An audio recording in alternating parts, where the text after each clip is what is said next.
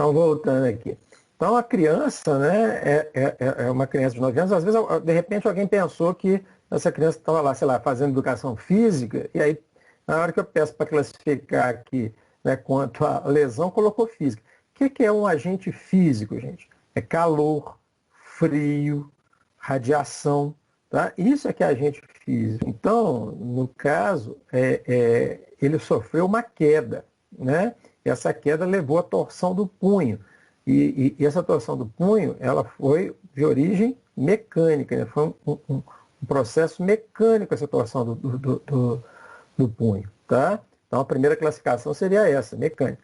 Química e biológica descartou de cara, né? Porque não tinha nenhum agente químico envolvido e muito menos algum micro-organismo ou organismo vivo envolvido aí com essa lesão. Segundo, séptica ou asséptica. Já que eu já não classifiquei como biológica, é muito mais fácil a gente lembrar que ela não teve a presença de micro-organismo, portanto ela é asséptica. Ok?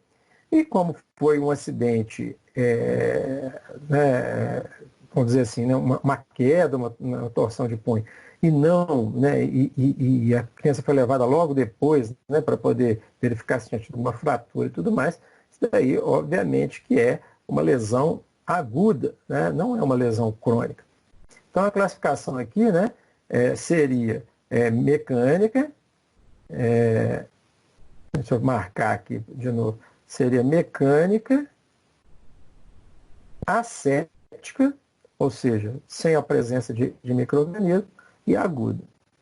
Descreva o papel da nimesulida na lesão. Outra coisa fundamental que vocês façam, marcar as palavras, né, chave aqui, ou seja, as ordens que são dadas na questão. Descrever, não é dar o papel. Né? Alguns da nimesulida, qual que era o papel da nimesulida? Anti-inflamatório. Pô, né? Pelo amor de Deus, né? Eu não estou pedindo para classificar a nimesulida, não. Estou pedindo para poder descrever o papel dela na lesão. O que ela faz na lesão? Quando eu peço para descrever o papel, é para dizer o que ela está fazendo na lesão. Né? Então, quando eu tenho uma lesão, vocês lembram lá de todo o processo, aqueles mediadores químicos todos saindo, qual que é o papel da nimesulida naquela cascata metabólica que acontece no processo inflamatório? Né? Então, são inibidores da COX, preferencialmente da COX-2, né? Vão impedir a produção de prostaglandinas e prostaciclinas tromboxanas, né? Mediadores do processo inflamatório, hiperalgésicos. Aí tinha que descrever, não é citar, não é classificar. Né? Se eu tivesse colocado, classifique o papel da nimesulida, vai dizer, anti-inflamatório, beleza. Mas não é para descrever, né, qual que era a função dela aí dentro do processo inflamatório. Ok? Muito bem. A outra aqui, o outro verbo de comando, analise e depois elabore. Um parecer técnico. Tá? Então, aí, né, a maior parte das pessoas pegou lá bem a questão da síndrome de Reia, né? Mas aí o que eu peço num parecer técnico?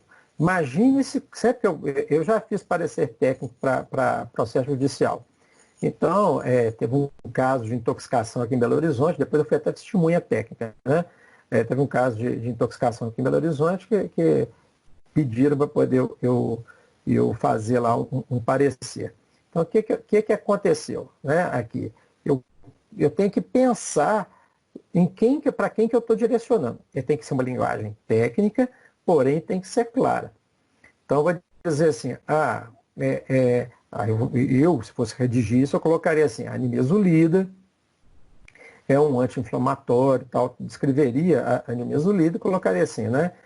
Alguns fármacos dessa classe podem ocasionar, né, uma síndrome, né, chamada síndrome de Reia, que consiste, então, na instabilidade, né, na instabilização, na desestabilização da membrana das mitocôndrias, que são organelas presentes na célula, responsáveis pela produção de energia.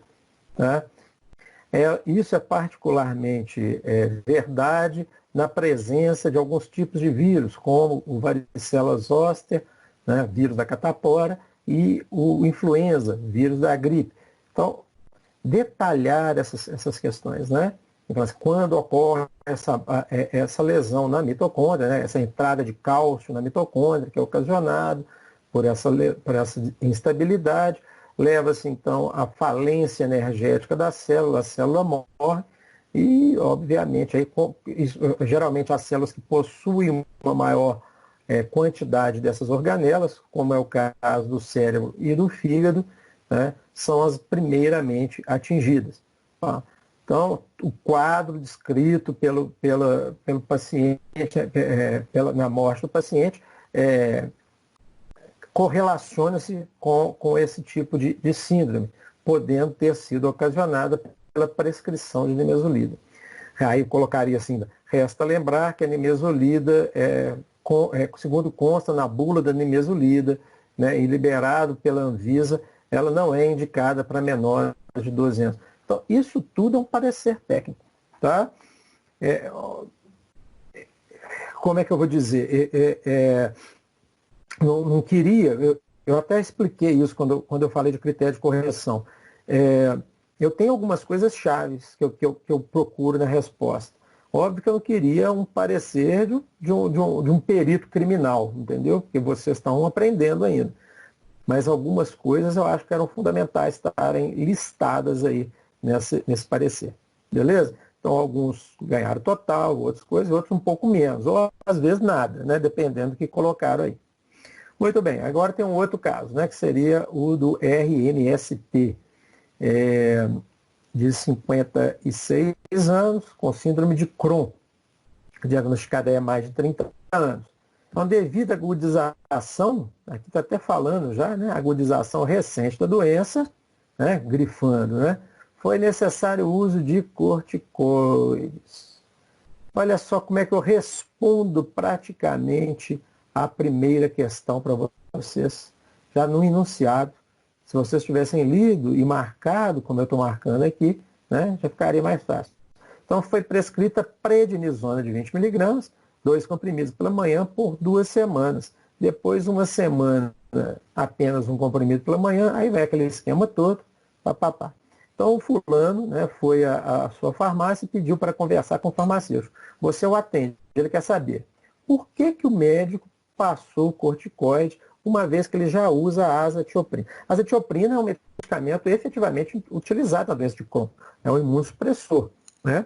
Então, como a doença de Crohn é uma doença, como é que eu vou dizer, é uma doença inflamatória, né, de fundo genético e tal, então eu tenho que diminuir a chance de ocorrência desses processos inflamatórios, diminuindo a atividade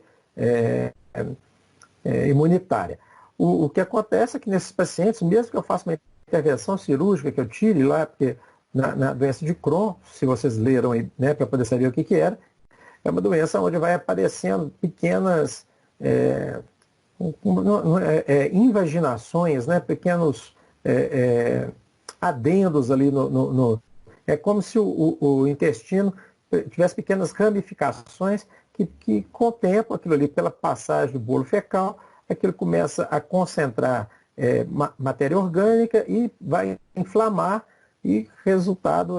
então, alguns casos, dependendo da extensão, do tamanho desse divertículo que é formado, tem que se fazer uma intervenção cirúrgica mesmo, né? Mas não dá, porque daqui a algum tempo, né, já aparece outro, né? Não dá para fazer sempre. Então, o ideal é evitar uma resposta inflamatória mais grave. Então, uma das formas é usando a azatioprina. Só que, de vez em quando, mesmo com o uso da azatioprina, ocorre isso. É o que a gente colocou ali, é uma agudização. Então, por que, né, que o médico passou um corticoide, uma vez que ele já fazia uso da azatioprina? Vai estar respondido aqui, né? Porque houve uma agudização da doença. E a azatioprina sozinha não dava conta do recado. Bastava responder isso para o paciente, né? Então, usou o corticoide, porque ele vai ajudar nessa fase inicial. E tanto é que depois ele vai ser retirado. Beleza, você explicou para o seu paciente, ele vai sair de lá satisfeito com a sua explicação. Tá? 2. A prednisona é mais forte que a azathioprina? Primeira parte da pergunta, né? Gente, eu não posso nunca dizer que... Primeiro, farmacêutico não fala que a substância é forte ou fraca, né? Quem é forte ou fraco é quem faz, né? Quem tem massa muscular, mas não tem. Né? A prednisona não tem massa muscular para poder. Ela não faz musculação, ela não está em academia, então ela não é mais forte que ninguém. E sempre que eu quero comparar potência, e aí sim, né? Se eu posso dizer que a prednisona é mais potente que a azathioprina, aí a resposta seria, né, a resposta mais adequada aqui seria assim, não posso comparar, porque são substâncias de classes diferentes. Entretanto, dentro do poder anti-inflamatório, né, a prednisona é mais potente e por isso ela está sendo agregada, né, no tratamento. Vocês entendem a diferença aqui? Né? Não posso falar que eu não posso comparar duas substâncias de classe diferentes do nada. Falar que uma é mais forte do que a outra. Eu tenho que estabelecer primeiro qual que é o critério que eu estou verificando. Né? No caso, a inflamação, processo como anti-inflamatório.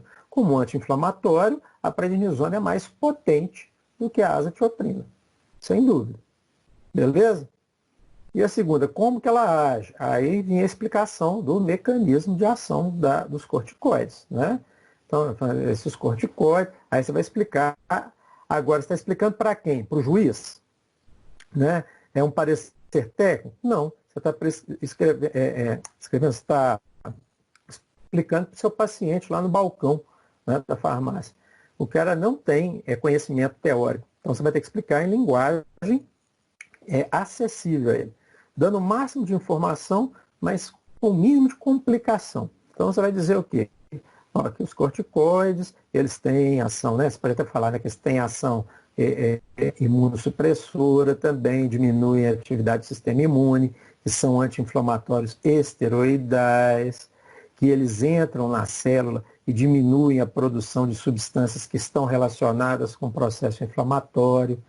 Pode falar até que diminui a expressão de uma enzima lá, chamada fosfolipase, que é responsável pela produção de substâncias que vão dar origem a outras substâncias mais irritativas, né?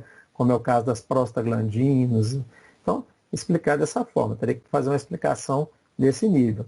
Né? Você não precisa falar que é um receptor nuclear, eu vou ter que formar um complexo entre corticoide e receptor, ele depois vai migrar e vai ativar a expressão de uma enzima, ou vai aumentar ou diminuir a expressão gênica. Isso daí fica mais complicado. Então, sempre lembrar para quem a gente está falando.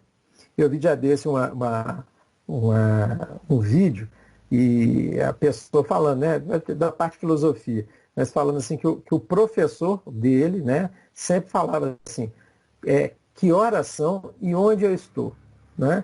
Então são duas informações que nós temos. Esse que horas são significa, né, qual o momento histórico que eu estou analisando, né? Então, se fosse para poder falar de tratamento de síndrome de Crohn em 1200 e tanto, era uma coisa. Agora hoje, com a tecnologia de hoje, né, como é que eu trato? E outra, né, onde eu estou?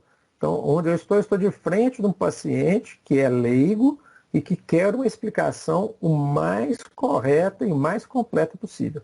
Então, é assim que eu tenho que trabalhar. Na outra lá, onde é que eu estava? Eu estava de frente para um juiz dando um parecer técnico. Entendi? Se o juiz não entendesse aquele parecer, ele teria que pedir esclarecimento, e aí você esclareceria. Mas você tem que dar o máximo de informação técnica. Ok, vamos adiante então. Letra C.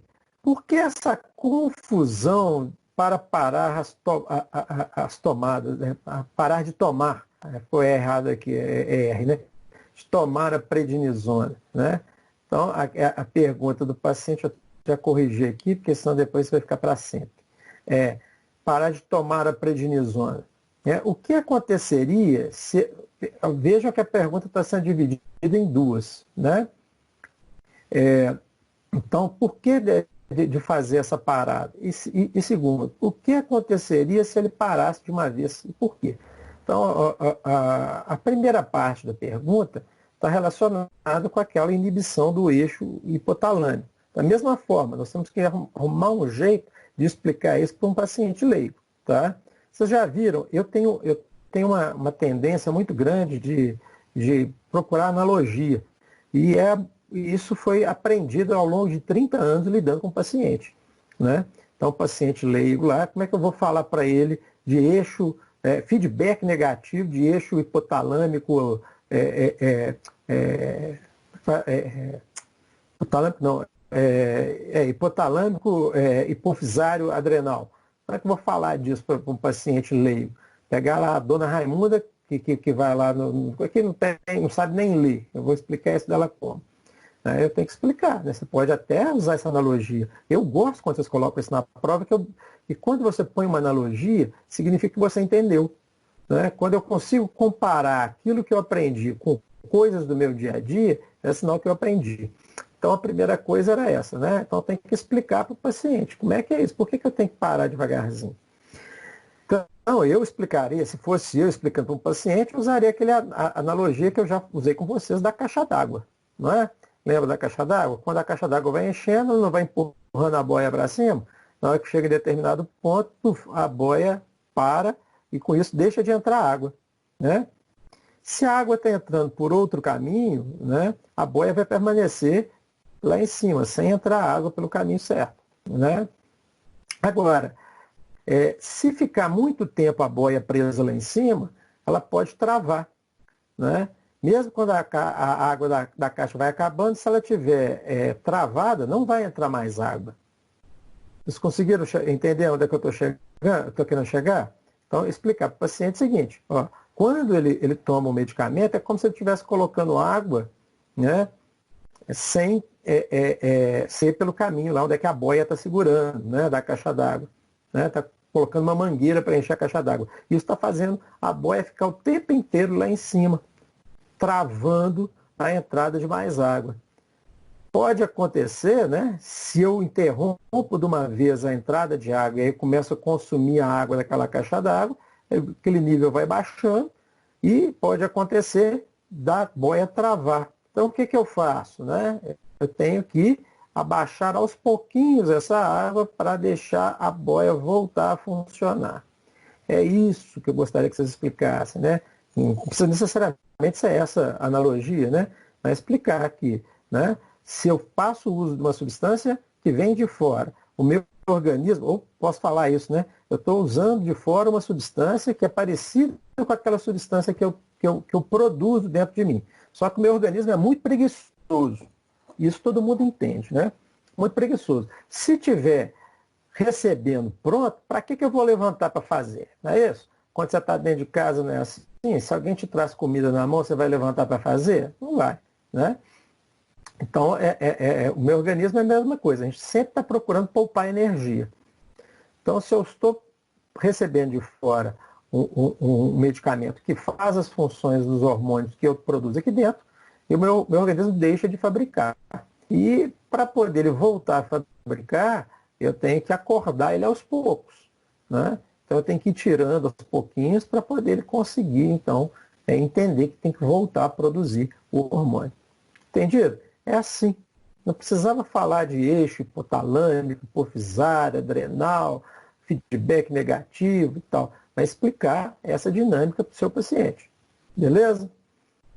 O que ocorreria se ele parasse de uma vez? E por quê? Aí é outra coisa. O porquê a gente já até explicou. Você pode falar assim, o porquê eu já até te disse aqui, né? Porque isso vai acontecer. Se eu não tiver esse hormônio sendo produzido e eu parar de tomar, vai faltar hormônio dentro de mim. E esse hormônio, ele é responsável por uma série de coisas. Desde o meu acordar, né?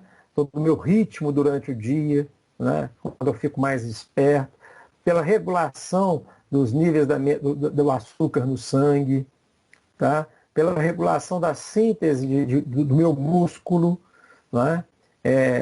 E por aí vocês podiam ir elencando todos os fatores aí relacionados aí com a retenção de líquido, né, com a liberação de líquido, tudo mais. Então, tudo isso vocês poderiam estar colocando aí, né, de forma coloquial, ou seja, não técnica, mas correta, mas numa linguagem acessível à população leiga.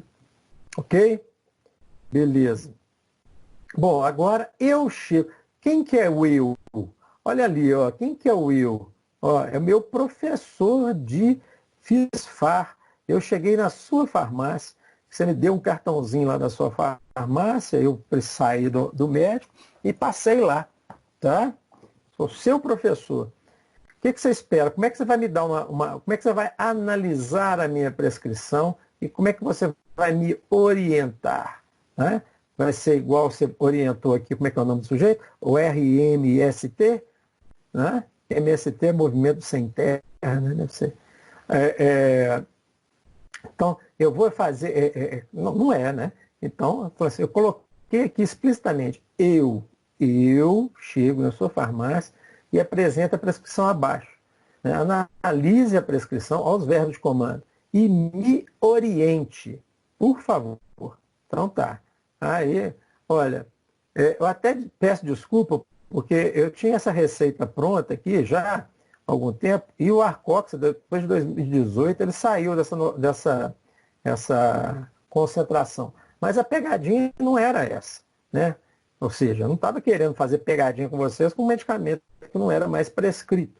Eu queria que vocês analisassem eram os fármacos presentes aí nessa prescrição. E todos eles, né, exceção do Aerolim, talvez, nós vimos, né? Ou seja, Budecorte, o Clenil e o Arcoxia, nós sabíamos perfeitamente, né, quais eram as classes deles, né? Aerolim, né, vocês também sabem, né, e a indicação dele, né, utilizado para pacientes com asma ou BPOC, né, que precisam de uma broncodilatação. Então, o Budecorte Aqua, ele é de administração intranasal, né, então Aqua é justamente por a base dele ser aquosa e, consequentemente, ter uma menor penetração ou absorção, né, no organismo. Ele é usado por via nasal, então a ideia é que ele faça efeito simplesmente nessa região, né, da mucosa nasal aqui. Então, bem empregado para pessoas que têm rinite, até mesmo alguns casos de sinusite de fundo alérgico, né? Então, Budecorte. Beleza. O Clenil também é um corticoide, né?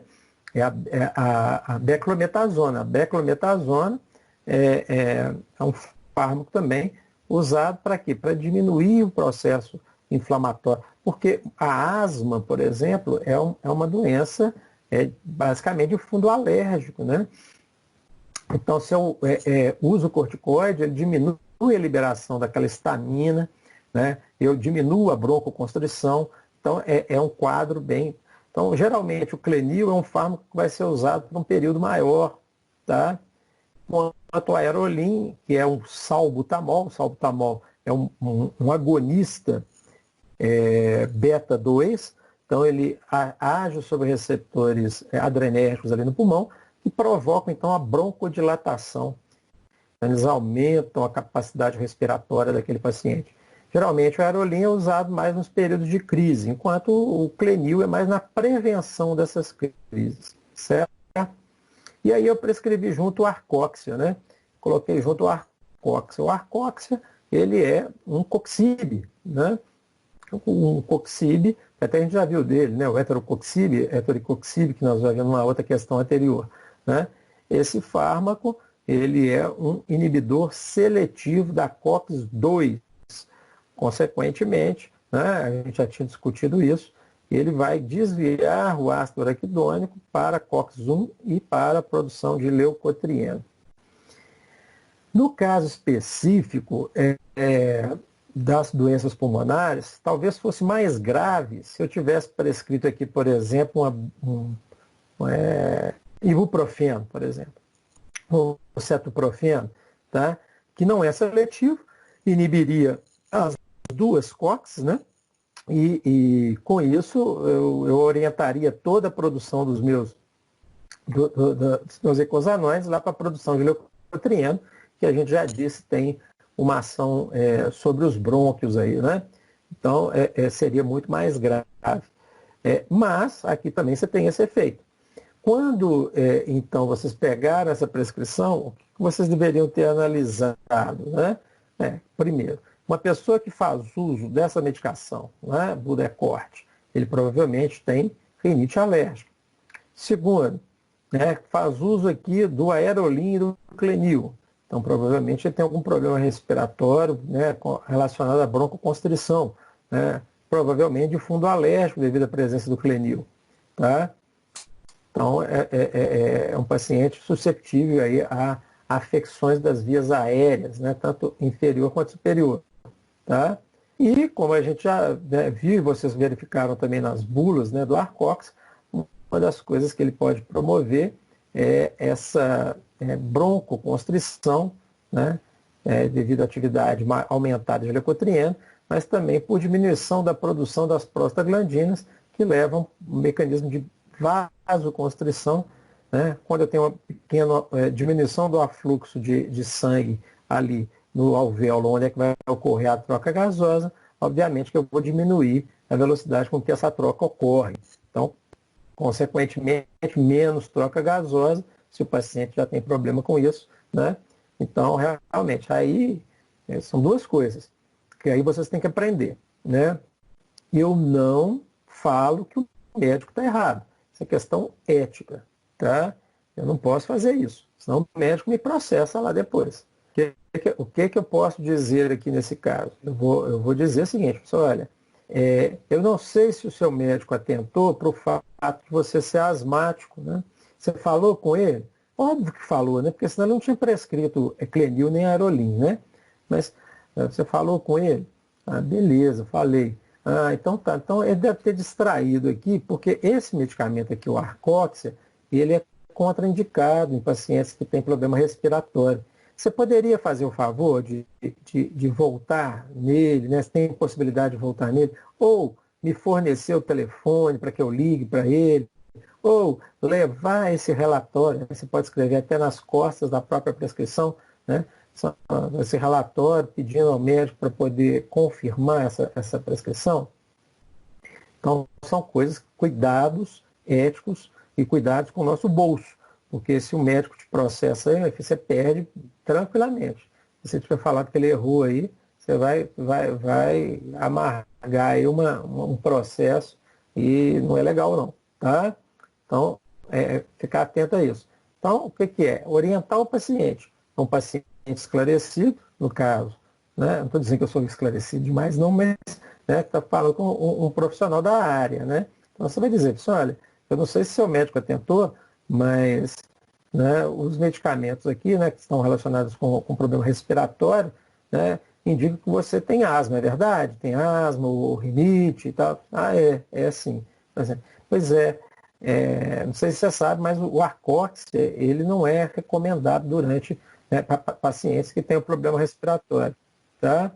Então, gente, tentar, era simplesmente falar isso, né? Explicar esse mecanismo, né? Pessoal, o Arcox, ele, por bloquear uma das vias de metabolização do ácido araquidônico, ele favorece a formação tanto de tromboxana 2, né, lá pela COX-1, quanto também dos leucotrienos pela pela lipoxigenase. Então, os leucotrienos, você deve saber, estão envolvidos aí com processos de broncoconstrição, né? de redução do fluxo sanguíneo, de hiperprodução de muco. Então, isso tudo, né? Então, você poderia perfeitamente dizer. Ok? Entenderam? Alguma dúvida ficou aí sobre a prova?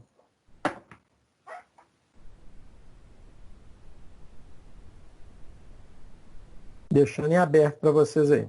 Tá tranquilo, Licinho. Vocês entenderam como é que eu gosto de que seja feito? Sim. Essa da Né? caixa d'água aí, eu até pensei em falar. É, Aí depois eu falei assim, se eu for escrever isso aqui, ele vai cortar minha prova, fiquei com medo, não é sabe? de forma nenhuma. Se eu tivesse colocado, eu estava, né? Não sei, sinceramente, eu não sei como é que você saiu nessa questão, mas provavelmente, se eu tivesse feito essa comparação, eu teria te dado total. Eu gosto quando o aluno é criativo, né? Então, quando ele explica de uma maneira criativa. Porque quando ele é criativo, né, quando eu consigo criar uma explicação, é porque eu entendi. Eu não consigo explicar aquilo que eu não entendi.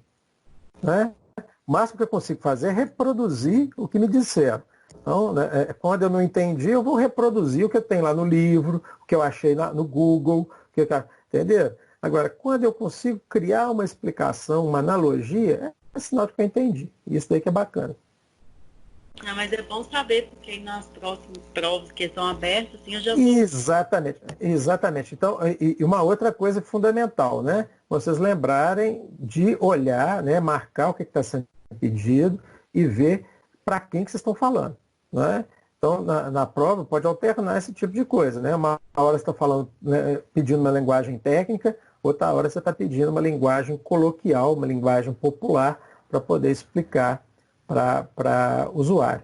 Então, o farmacêutico tem que estar sempre pulando entre esses dois mundos. Você está lá na hora conversando com o enfermeiro, conversando com o médico, e daí a pouco você vira e tem que falar com né, o paciente. Então, isso é próprio não só do farmacêutico, mas de todo mundo da área de saúde. Né? Ok, então? Beleza. Então, agora vamos para a nossa aula. Podemos? Vou fechar isso aqui.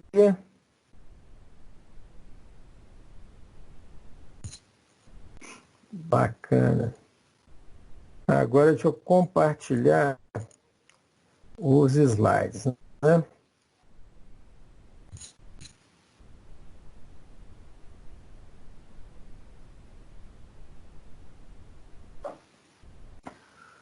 Muito bem, senhores. Então, como eu estava falando, né, hoje nós vamos entrar num tópico novo. Né?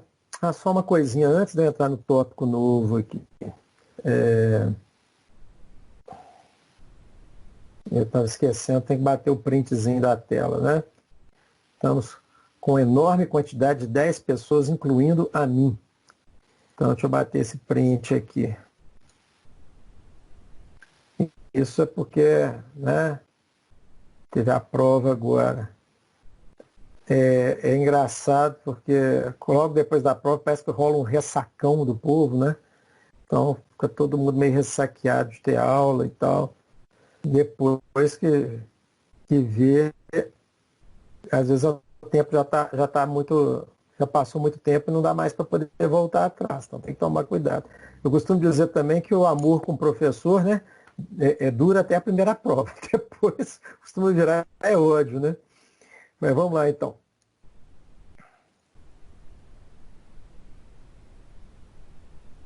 Ué, até que ficou um negócio daqui.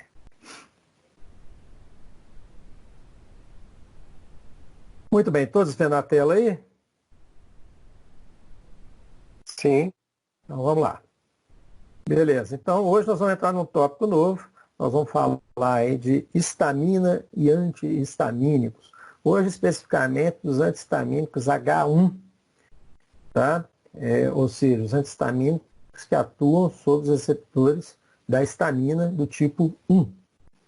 Bacana. Então, a primeira coisa, né, a histamina, ela foi, dizer assim, isolada pela primeira vez, né, foi separada pela primeira vez em 1927. Tá? Eu estava até hoje cedo falando com o pessoal que estava assistindo a palestra lá sobre doping, que esse final né, a segunda metade do século XIX, primeira metade do século XX, foi uma época de uma grande expansão em termos de química, né, e de bioquímica. Então, muitas substâncias foram sintetizadas, outras tantas foram isoladas. Óbvio que eles não tinham tanto recurso, nem requinte para sintetizar uma substância, como a gente falou aqui agora, que é seletivo para COX-2, né? Mas a maior parte dos fármacos que hoje nós temos no mercado foram produzidos nesse período, né? No máximo aí até 1970. Depois disso, né, houve poucas substâncias inovadoras mesmo dentro do mercado. Então, em 1927, né, esses 4 autores aí fizeram o isolamento da histamina. Depois, né, foi se fazendo testes para poder verificar a atividade biológica dela, né? Mas eles verificaram que, que essa histamina ela se encontrava no interior de algumas células, principalmente mastócitos, né? Aquelas células que a gente falou aí, né? Já dissemos, são células teciduais, residentes, né? E os basófilos, que são células circulantes, tipo de leucócitos, granulócitos, todos dois, né? Então, granulócitos, os grânulos deles, dentro desses grânulos, eu tenho, então, a histamina. Existem também algumas células chamadas de estaminócitos, né? Citocélulas estaminócitas são aquelas que produzem histamina. No estômago, né? Estão presentes lá no estômago, e em neurônios estaminérgicos. Então, tem neurônio também porque vocês sabem, tem neurônio que libera acetilcolina, tem neurônio que libera dopamina, tem neurônio que libera norepinefrina, tem neurônio que libera serotonina, ácido glutânico, né, o glutamato. Então, cada um tem um neurotransmissor, né? No caso, existem aqueles que são neurônios estaminérgicos, ou seja, que vão liberar histamina. Bom, então a histamina ela pertence à classe das aminas biogênicas, né? Essas aminas biogênicas elas estão presentes em toda a natureza, né? E, inclusive a gente chama também de aminas vasoativas. Por quê? Porque elas têm a capacidade de alterar aí o calibre dos vasos, né? Então ela pode promover vasoconstrição, vasodilatação.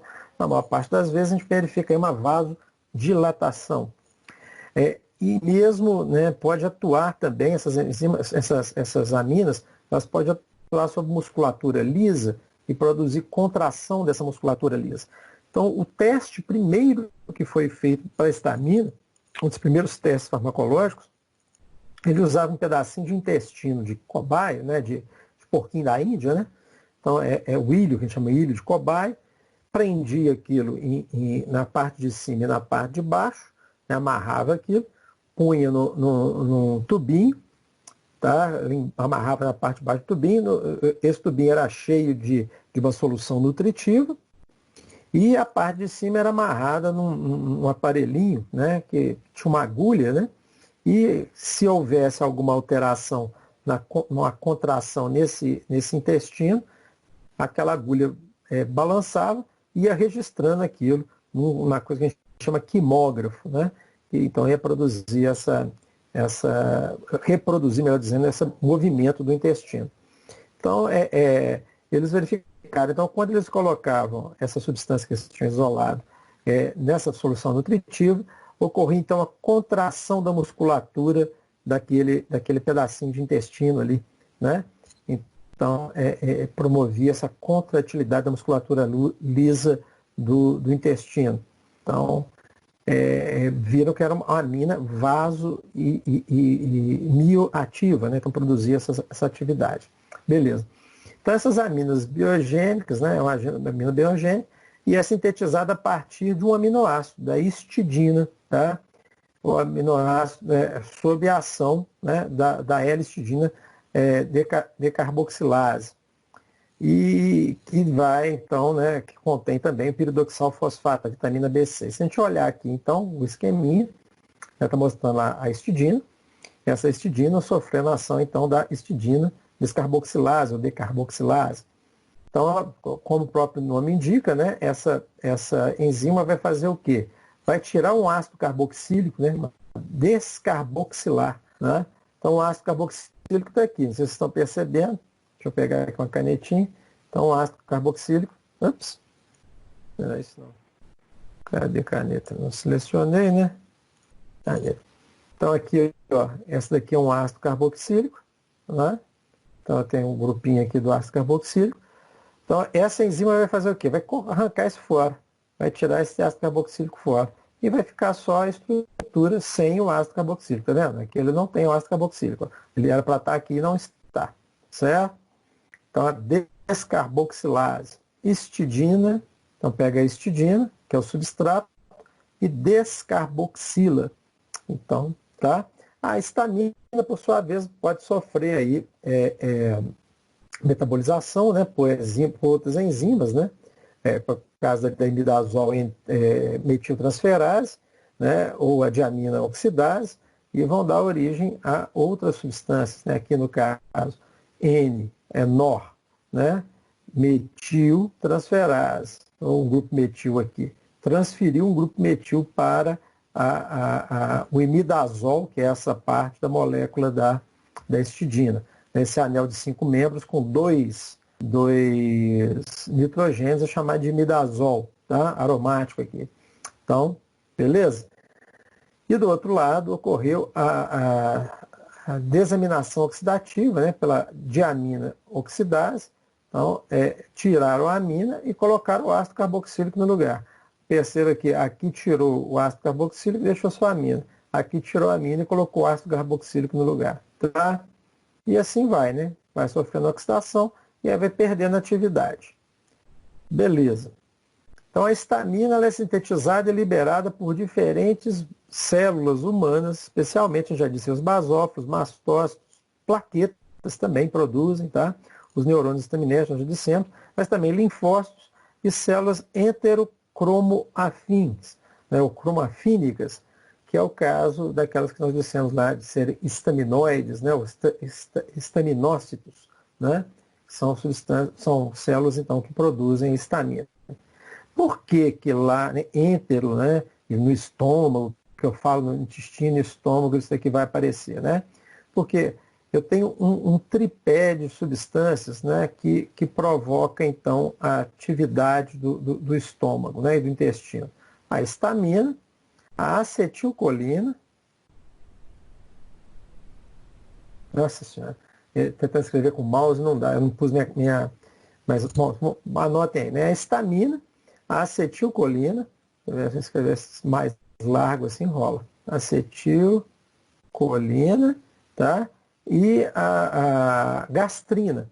Então são 3 substâncias que normalmente trabalham na secreção gástrica, mas também são fundamentais no processo de motilidade intestinal, principalmente a histamina, né, aqueles movimentos peristálticos do intestino.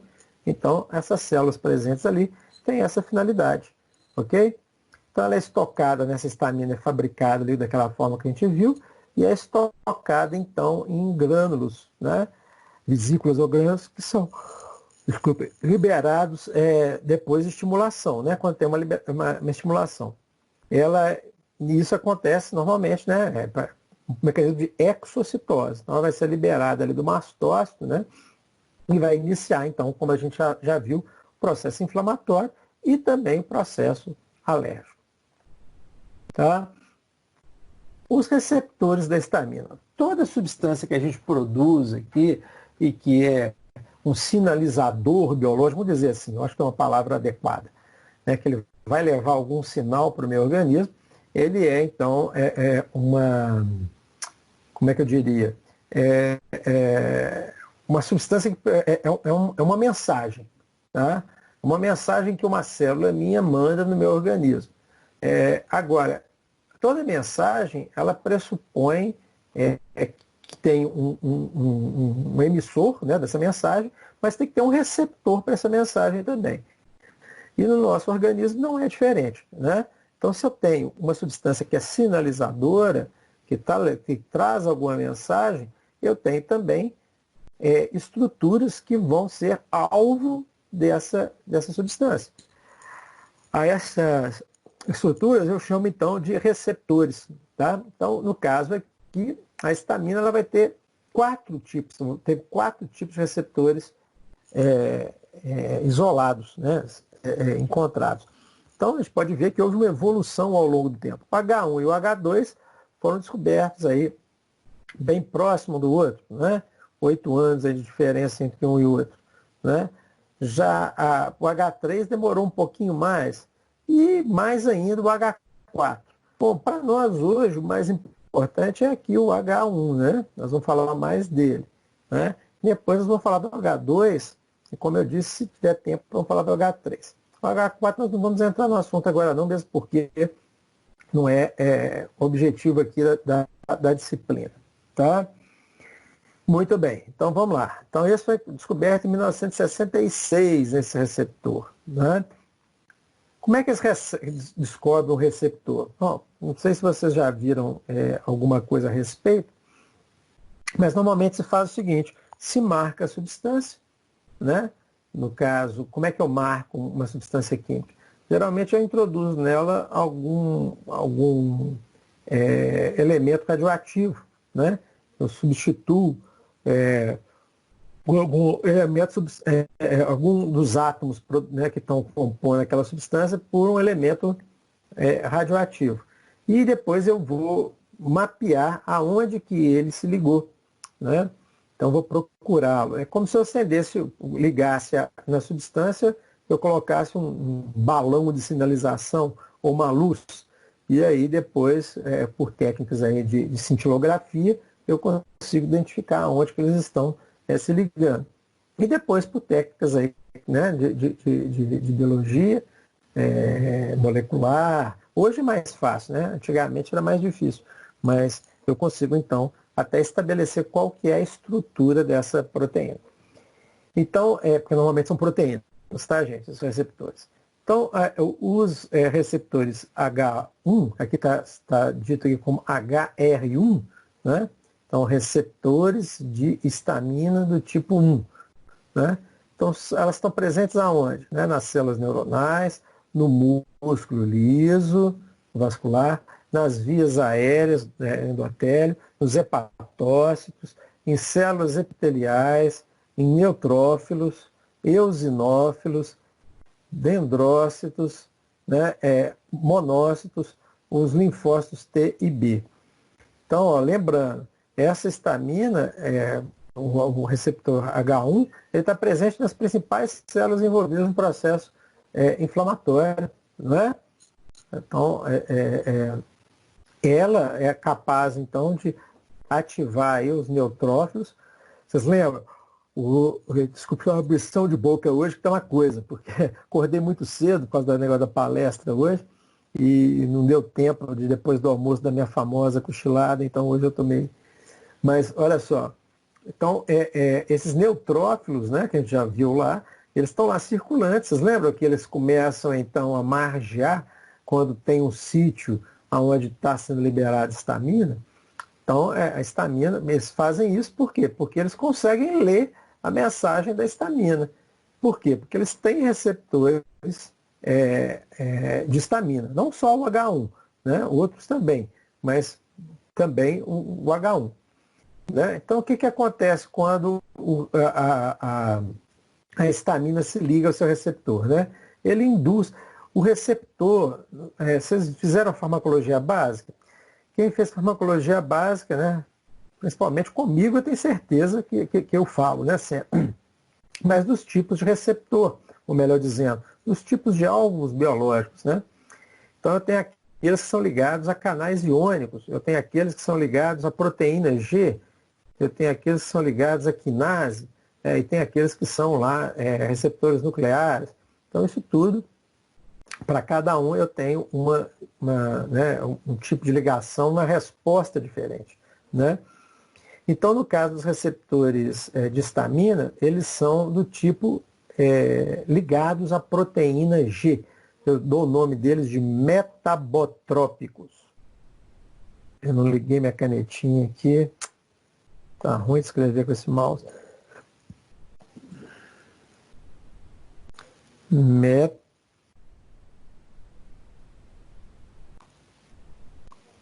Metabotrópicos.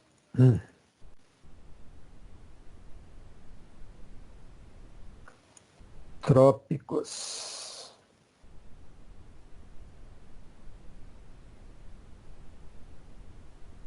Metabotrópico é um só. Tá? Metabotrópico. Horroroso, mas parece menino aprendendo a escrever, né? Então, o receptor metabotrópico é esse que está ligado à proteína G. Tá? Então, quando se liga lá no receptor H1, né, a histamina se liga, o que ela faz? Ela vai ativar esse receptor ligado à proteína G. O receptor ligado à proteína G, normalmente ele trabalha com um mecanismo de mediação. Então, eu tenho um primeiro mensageiro, um segundo mensageiro. Né?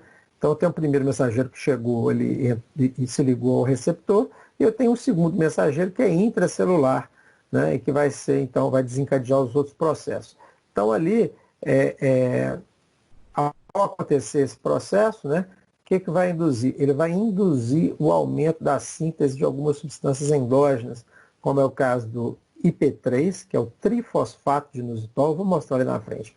O DAG, que é o diacilglicerol, e o NF-κB, tá? Que depois eu vou explicar o que são esses aqui. Os receptores H2, H3 e H4, eu vou deixar para explicar quando a gente for falar deles, ok? Muito bem. Então, quais são os locais de ação, então, da histamina aí, né? No sistema cardiovascular, né? A gente já viu aí, provocando vasodilatação, no músculo liso, provocando, então, constrição desse músculo liso, nas terminações nervosas, levando a hiperalgesia, não é isso que a gente falou? Nas glândulas gástricas, produzindo secreção de HCl, né?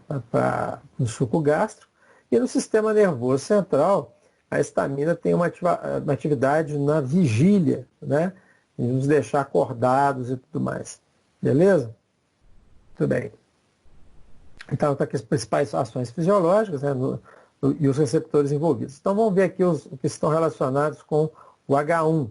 Então, no H1 tem lá no pulmão, eu vou produzir o quê? Broncoconstrição, né? Então, sintoma semelhante ao da asma. No músculo liso vascular, né? Dilatação de vênulas, dilatação de arteríolas, né? Agora, em veias, normalmente ocorre venoconstrição, né? Constrição, diminuição do calibre, né? O que vai estar em termos como manifestação? O eritema, né? Que é a vermelhidão, também ligado ao H1. Outra coisa, né? Endotélio vascular, né? Ele promove uma contração do endotélio vascular com a separação das células endotélicas que a gente falou. É um aumento da permeabilidade vascular. Nós já dissemos isso amplamente. Então, olha lá, ó, H1 também vai levar o quê? Ao edema, a reação, né, de pápula, né, aquele inchado ali, né, tá, aquela região, enfim, a pessoa está empapuçada ali, está inchado. Nos nervos periféricos, né, sensibilização das terminações nervosas aferentes, principalmente, que é que vão levar o impulso, ocasionando, então, prurido, que é a coceira, isso aqui bastante presente nas alergias, né, e a dor, né, o processo hiperalgésico. Então, nós temos ali, aqui, né, aquelas fibras do tipo C e do tipo A delta, né, principalmente envolvidas. Então, está lá o H1. No H2, só para a gente ter uma curiosidade, então, no H2, agindo no coração, um pequeno aumento da frequência cardíaca e da contratilidade, né, manifestação clínica insignificante. No estômago, né, aumento da secreção de ácido gástrico, né? Então, doença ulcerosa e pirose, ou seja, aquela queimação. Tá? No sistema nervoso central, né, ela age como um neurotransmissor que vai, então, ativar o nosso ciclo circadiano. Vocês lembram que eu falei desse negócio do ciclo circadiano? Que é como que o nosso organismo se comporta ao longo do dia, né? Então, a gente está mais desperto em determinado horário, depois a gente vai ficando sonolento e por aí vai. Bom, então ele é responsável pelo estado de vigília. Entendido? Bacana. Receptores H1. Só um detalhe aqui, só um segundinho, gente. Bom, beleza. Então, os receptores H1. Né, o receptor H1 ele é codificado, né, é uma proteína transmembrana. Então, já está de um lado e do outro da membrana. Tá? Então, está ligado no cromossoma 3 nos humanos, tá? Sendo responsável, então, por muitos dos sintomas de doenças alérgicas, né? Principal, né? Tais como o prurido, a rinorreia, no caso da rinite, né? O broncoespasmo, a contração da musculatura lisa intestinal, então aquela diarreia que acontece, né? Então, eles são receptores metabotrópicos. A sigla, né, do inglês aqui seria, né, vai tudo ao contrário. Putz, sumiu aqui o mouse. Mas, tá aqui. Receptores, né, acoplados, né, ligados à proteína G. Tá? Então, isso aí da sigla em inglês. Qual que é o mecanismo de ação, então? Como é que eles agem ao ligar? Então, vamos falar um pouquinho da farmacodinâmica deles, né? Então, como é que eles agem? Eles agem ativando esses receptores 1, né? Do tipo 1. Né? Então, estou falando do 1 hoje, né? Mas agem também nos outros. Ele estimula as vias sinalizadoras. Como eu disse para vocês, ele vai induzir, né, o fosfolípide inositol, né, provocando acúmulo no organismo, né, na célula, do IP3. IP3 é o trifosfato de inositol. Tá? Então, inositol trifosfato. Tá? E do diacilglicerol ou DAG. Tá? Essas duas substâncias vão agir dentro da célula e vão liberar cálcio dos estoques lá de cálcio da célula, vão abrir canais de cálcio e com isso vão provocar um aumento da concentração intracelular de cálcio. Tá?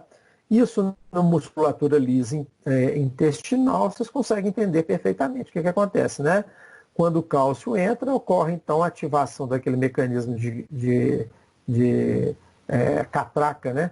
da musculatura, né? dos filamentos de actina e miosina, que são dependentes de cálcio, e ocorre então a contração da musculatura. Beleza? Induz também a formação aí do fator nuclear kappa B. Né? E o que é esse fator? É um fator responsável pela expressão de algumas substâncias lá então, é um fator nuclear, como o próprio nome diz, ele vai agir lá no núcleo, né? Estimulando a produção, alguns genes a produzir substâncias específicas, que estão geralmente ligadas ao processo inflamatório. Tá? Dentre elas, né, provavelmente, que está envolvida aí dentre elas também, a fosfolipase A2. Então aqui é uma ilustração desse receptor, né, mostrando como aqui é a membrana, a bicamada fosfolipídica, né, da membrana celular, e essas proteínas, então, são transmembranas, elas atravessam do lado para a outra membrana. Do lado de fora, eles têm o sítio de ligação da histamina. E do lado de dentro, eles estão acoplados à proteína G. Então, aqui, quando liga, né, provoca alterações conformacionais, aqui na parte interna também, né, da proteína G, aumentando, né, a atividade de proteínas quinases.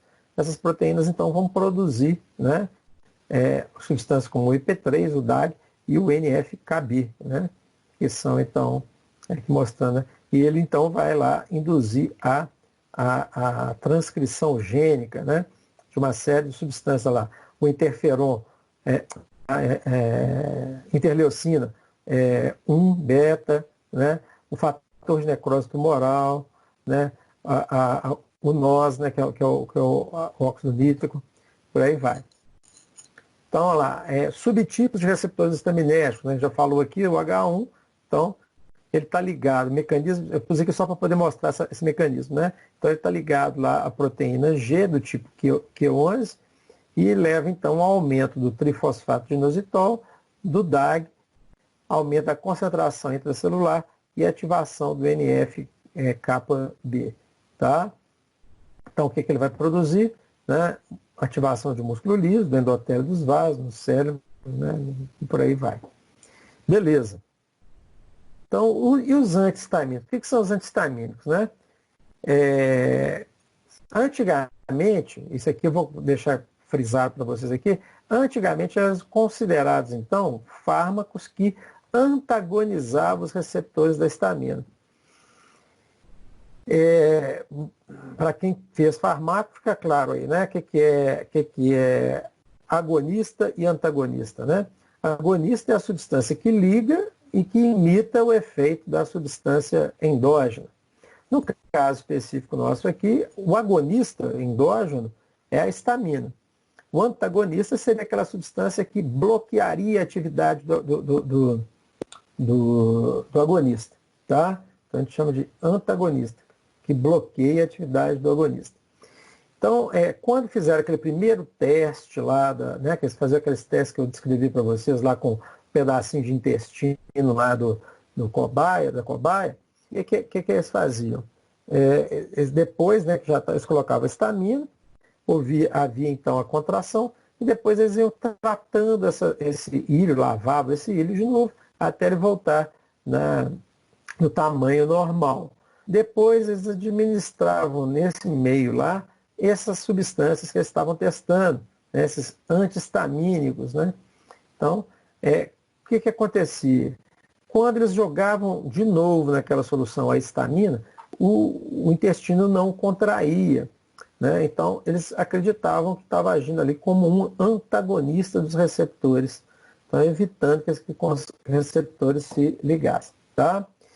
Então, depois, né, com o advento da biologia molecular, se identificaram que esses receptores, né, que estão ligados à proteína G, todos eles, né, podem apresentar uma ativação espontânea. Eles não precisam de um agonista para ativá-los.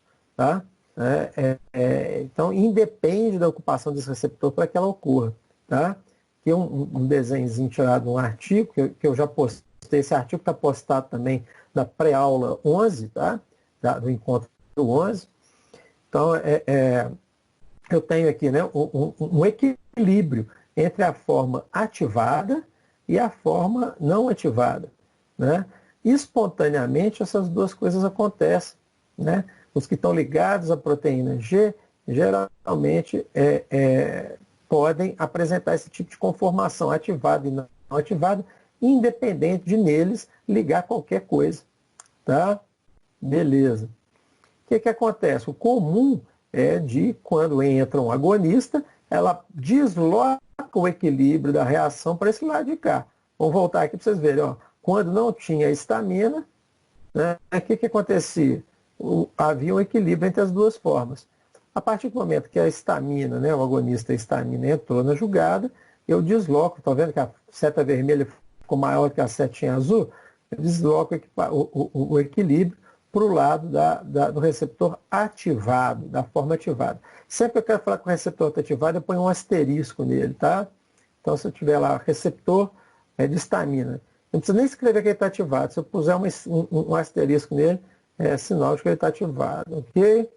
Então, né, essa ativação espontânea então, fez com que eles repensassem as denominações, né? Então começaram a chamar. Vocês lembram que a gente falou lá de COX-1 e COX-2, que eu falei com vocês que a COX-1 era uma enzima fisiológica, ou constitucional, ou constitutiva, né? Isso por quê? Porque elas têm uma atividade independente de estímulo, né? Então, elas estão ali nas células, elas não precisam ser estimuladas, né? Basta ter a presença do ácido araquidônico, que ela vai, então, processar aquele ácido araquidônico para poder produzir lá a prostaglandina, que é os eicosanoides. Aqui é a mesma coisa. Então, eles colocam que esses receptores eles têm uma atividade constitucional ou fisiológica. Então, aquilo que a gente viu aqui atrás, ó, né, esse equilíbrio da forma ligada e não ligada, é para manter justamente o equilíbrio, né, do nosso organismo, o equilíbrio fisiológico, né, que é fundamental no nosso organismo. Né? Então levou a reclassificar também, né, quando reclassifica o receptor, reclassificou também as drogas. Por quê? Porque, na verdade, eles descobriram que o que a gente chamava de antagonista, na verdade, não era um antagonista. Tá? Então, as drogas aqui, que são ligantes desses receptores, né, que tradicionalmente tratadas como antagonistas, agora elas estão sendo denominadas como agonistas inversos. Vocês podem encontrar também a palavra agonista reverso. Inverso ou reverso é a mesma coisa, tá? O que é isso? São substâncias que são capazes de reduzir a atividade constitucional daqueles receptores, tá? Eu posso ainda, né, em alguns casos, eu tenho aquelas substâncias que são antagonistas neutros. O que é isso, um antagonista neutro? É quando o ligante não altera a ativação basal dos receptores, ou seja, eles não interferem na dinâmica basal, aquela dinâmica onde não tem nenhum outro fármaco associado, tá? Mas podem interferir quando ocorre a ligação do receptor agonista, da substância agonista, tá, no receptor. Aqui só para poder ilustrar, né? Então, agonista reverso, está ligando aqui. Vocês lembram? Quando liga o agonista principal, né? Ele ligou aqui, ele vai manter essa forma ativada e, consequentemente, ele produz um deslocamento do equilíbrio para o lado de cá, né? Para a direita, né? Da imagem aqui. Agora, quando ligo o agonista inverso ou reverso, ele faz o quê? Ele mantém uma estabilidade maior para essa forma inativada da histamina, tá? Do receptor histaminérgico, né? Do receptor H2. E aí o equilíbrio da reação vai ser deslocado para o lado esquerdo aqui, né? A setinha, então, já está mais gordinha, indicando que esse lado aqui está prevalecendo, tá? Então, quer dizer, ele não está impedindo que o outro receptor se ligue. Ele simplesmente está mantendo por um tempo maior o receptor inativado. Muito bem. Como os antagonistas, como os antihistamínicos, né, podem, pelo menos em teoria, ser tanto agonista inverso quanto antagonista neutro, então, isso não está esclarecido ainda, né? Ou seja, você não tem certeza se eles agem de um jeito ou de outro, né? Esqueci de mostrar, né? O que seria um antagonista neutro, né? O antagonista neutro é aquele que dificulta a ligação do agonista principal aqui, tá? Muito bem, não impede, mas dificulta, tá? Outra coisa, então, aí nesse caso, como eu não tenho claro qual que é o mecanismo, eu prefiro não dizer. Uma coisa eu tenho certeza, não é antagonista, tá? Eles não são antagonistas, então isso aqui eu posso descartar, né? Então, eles são, né, o quê? Eles são agonistas inversos, reversos, ou eles são antagonistas neutros? Não sei. Então, o que eu falo, então? Eu vou simplesmente adotar o termo antihistamínico. Pronto e acabou. Entendido? Gente, eu estou sem relógio aqui. Alguém pode me informar as horas? 8h23. Que é 8h25. Tá, beleza. Tá, então uma discordância de relógios aí, mas vamos ficar na média. Vamos lá. Então a classificação, né? Aqui tem a classificação dos principais tipos aí de receptores H1, né? De bloqueadores, né? Dos receptores H1. Vamos chamar de antihistamínicos H1, né? Então, os antihistamínicos de primeira geração, aqueles que o pessoal conhece aí de longa data, né? A gente teria alguns mais importantes aqui, seria a dexclofeniramina, a prometazina, a meclizina, meclin, né? Então, são classes aí, são, né, diversas classes de antihistamínicos da primeira geração. A dexclofeniramina, um fármaco que foi muito usado, mas muito usado mesmo, né? Tem os seus problemas, né? Mas tem muito, vamos dizer, eficaz naquilo que se propõe a fazer, né? A meclizina, ela está mais empregada aí, depois nós vamos falar mesmo mais especificamente, né? Apesar de ligar no receptor H1 também, elas têm maior importância aí para os receptores H3. Depois eu explico isso quando eu for explicar de receptor H3, tá?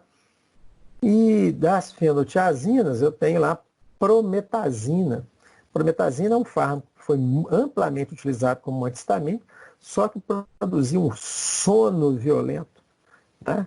Um sono tão grande que acabou sendo retirado dessa indicação clínica, né? Dessa indicação como antihistamínico, né? Ou melhor dizendo, como no tratamento de alergias, por exemplo, né? A não ser de forma tópica, né?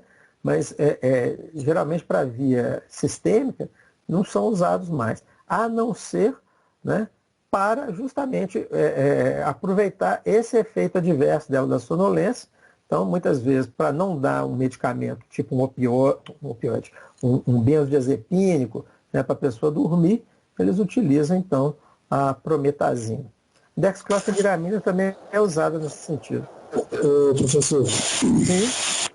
Uma observação, eu trabalho em drogaria, Sim. e esse Betazina, né, que é o Fenergan, na própria dele tem lá as duas formas de posologia, que é como um antihistamínico e também tem lá modo sedativo. Aí eu já colocando como um sedativo. Sim, exatamente. Hoje, inclusive, lá na farmácia do posto, ele fica uso restrito para essa questão de como sedativo, né? Ele é usado como sedativo. E é muito empregado na saúde mental, justamente para aquelas pessoas que são, né, nervosas, inquietas. Então ele promove uma prostração, uma diminuição da atividade muito grande. Isso daqui, gente, não é por ativação de receptor H1, tá? Esse efeito é de H3, tá? Esse efeito é de H3. É o mesmo problema do nosso amiguinho lá, né, da difenidramina. Vocês conhecem? Quem trabalha em drogaria sabe qual que é. Qual que é esse daqui, gente?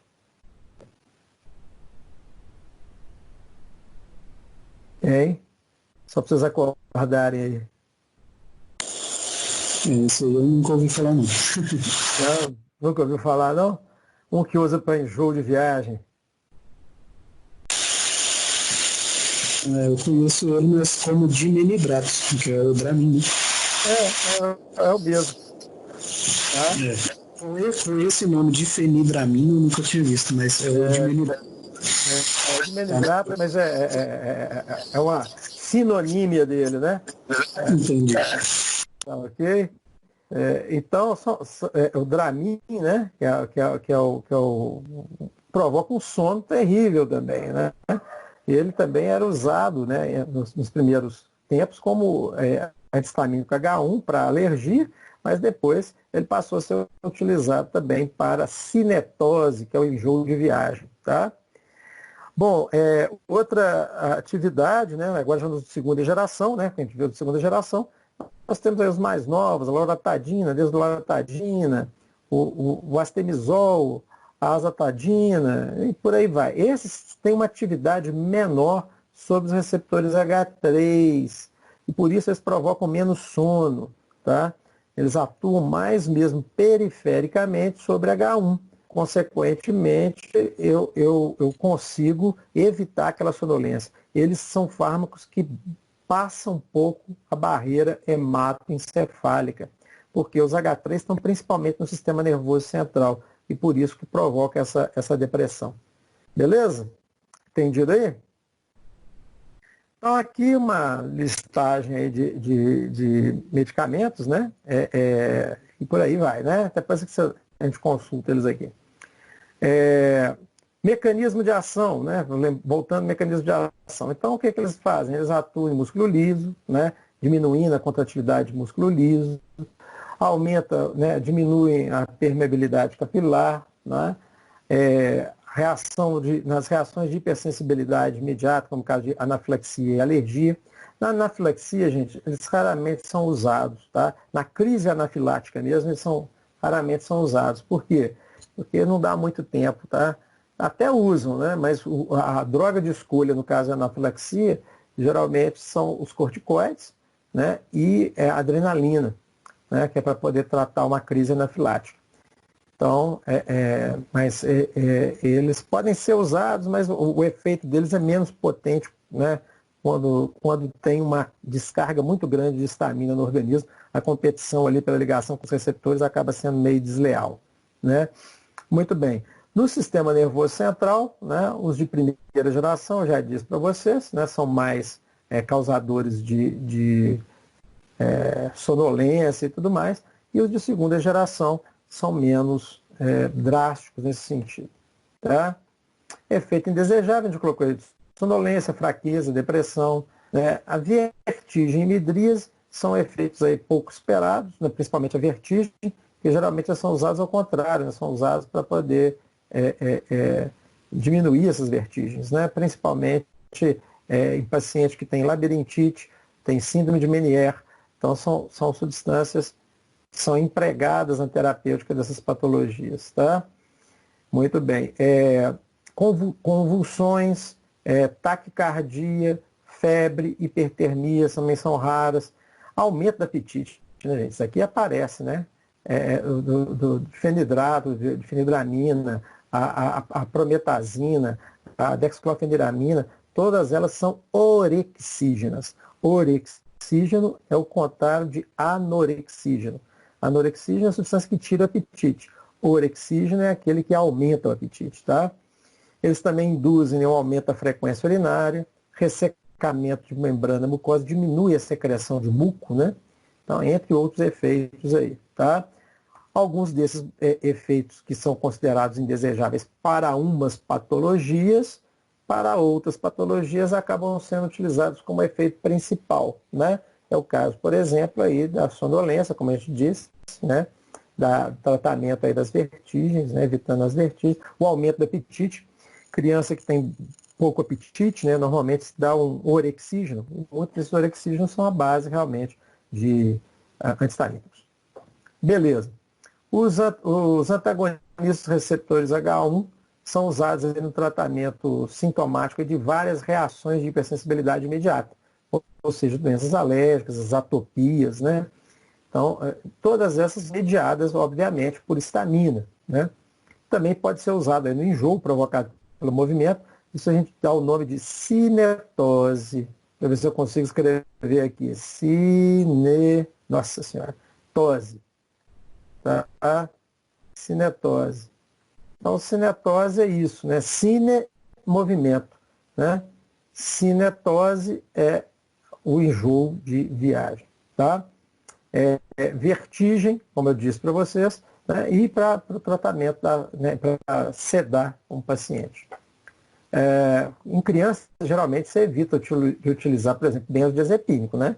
Então, se você precisar sedar uma criança, é preferível você usar um fármaco desse. Óbvio, se eu precisar, por exemplo, um procedimento mais complicado, como uma tomografia, alguma coisa, aí o uso de benzodiazepina, você pode usar lá o midazolam, por exemplo, que é seguro para a criança. Tá? Os antistamínicos eles podem causar efeitos colaterais indesejáveis em gestantes e nutrizes, né, por causa do seu possível efeito sobre o lactante, né, para a mulher. Né? Então, a secreção, né, diminui a secreção do leite materno. Eles também, durante o processo da contratilidade uterina ali na hora do parto, podem prejudicar as contrações, né? Pode inclusive ser usados em alguns casos, juntamente com salbutamol, para as mulheres que estão tendo contração antes da hora, né? Então diminuir essa contratilidade uterina. Interações medicamentosas são várias, né? Fármacos que são depressores do sistema nervoso central, barbitúricos, ansiolíticos, benzodiazepínicos, outros depressores, né? Então, eles vão produzir isso também. Pode aumentar o efeito de anticolinérgicos, né? Que bloqueiam então, essa secura na boca, provoca essa secura na boca, né? Amidríase e tudo mais. Em especial, né? O cuidado com indivíduos portadores de glaucoma, que é o problema aqui, né? A atropina ela provoca midríase. Da mesma forma, né, a midríase ela é péssima para o glaucoma, porque ela aumenta a pressão intraocular. Tá? Retenção e obstrução urinária diminui o volume urinário, né, nesse caso, e principalmente em pacientes idosos.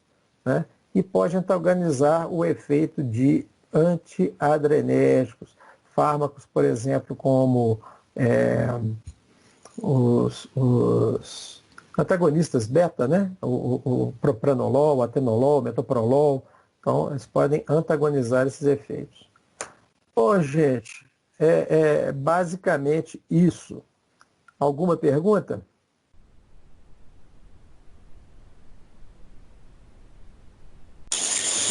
Professor, você falou no final aí que alguns efeitos indesejáveis de antistamínicos podem antagonizar o efeito de medicamentos beta-bloqueadores, por exemplo.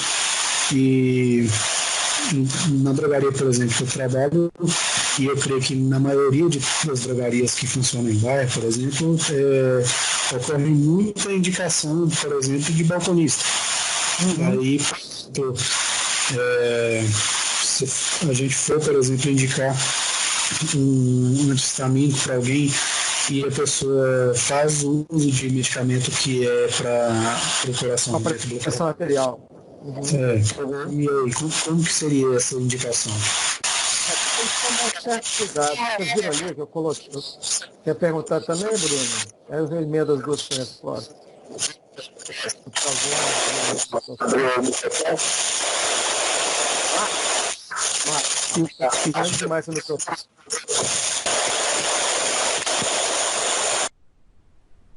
Oi.